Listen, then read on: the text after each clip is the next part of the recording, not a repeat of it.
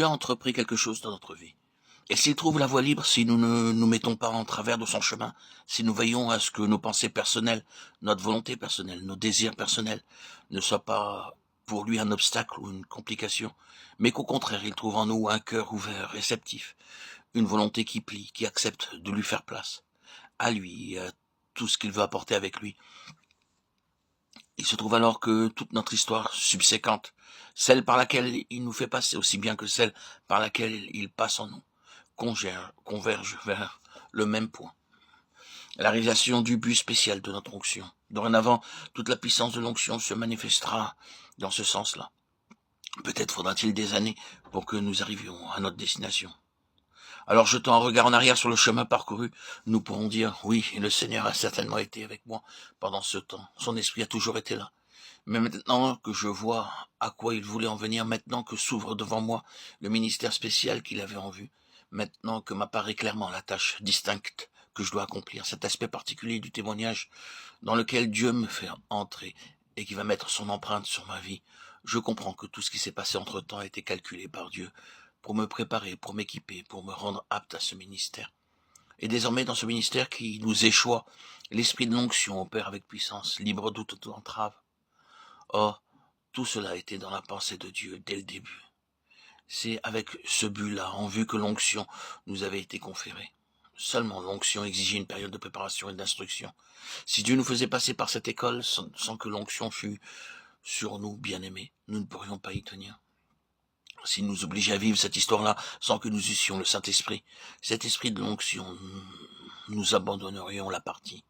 En outre, il nous manquerait cette intelligence essentielle qui fait partie de l'onction. Je tiens à bien vous faire remarquer ici que l'intelligence spirituelle est un des privilèges inhérents à l'onction. Pour vous, vous avez reçu l'onction de la part de celui qui est saint et vous avez tous de la connaissance. Vous connaissez toutes choses. Pour vous, l'onction que vous avez reçue de lui demeure en vous et vous n'avez pas besoin qu'on vous enseigne. Mais comme son onction vous enseigne toutes choses et qu'elle est véritable et qu'elle n'est point un mensonge, demeurez en lui selon les enseignements qu'elle vous a donnés. 1 Jean 2, 20, 27. À 3 reprises dans ce passage, nous sommes rendus attentifs au fait que l'intelligence est un élément de l'onction. Vous savez ou vous connaissez. Qu'est-ce donc que nous savons? C'est peut-être quelque chose de très rudimentaire qui peut se ramener, disons, à ceci. Cette école par laquelle Dieu me fait passer se rapporte. Je le sais, j'en suis sûr, à quelque chose de spécial. Quoi? Je n'en sais rien. Pourquoi? Je dois passer justement par là. Je ne le sais pas davantage. Tout ce que je sais, c'est que dans cette affaire, je suis entre les mains de Dieu. Il a quelque chose en vue, c'est cela qui me tient. Notre savoir dans ce domaine ne va peut-être pas plus loin, mais toute la valeur de l'onction est là. Intelligence relative, mais intelligence quand même.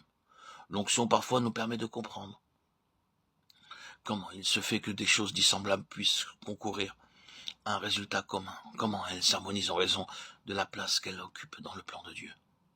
En face de certains événements qui soulèvent toutes sortes de pourquoi et dont la nécessité nous échappe, l'onction nous procure parfois d'utiles éclaircissements. Ce qu'il y a de certain, c'est que Dieu nous destine à quelque chose qui soit absolument de lui. Pour en arriver là, il nous faut passer par une école qui a pour but de nous dépouiller absolument de nous-mêmes.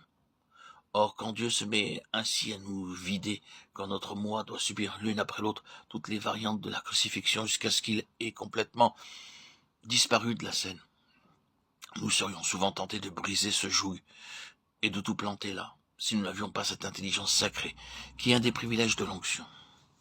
Oui, semble-t-elle nous dire, tout cela est dans la ligne générale du plan de Dieu. La fin qu'il a en vue, c'est que tout dans ta vie soit de Dieu, absolument tout. Il faut donc que tout ce qui est de toi disparaisse. Tout cela se tient, c'est logique. Tu ne peux pas t'attendre à autre chose.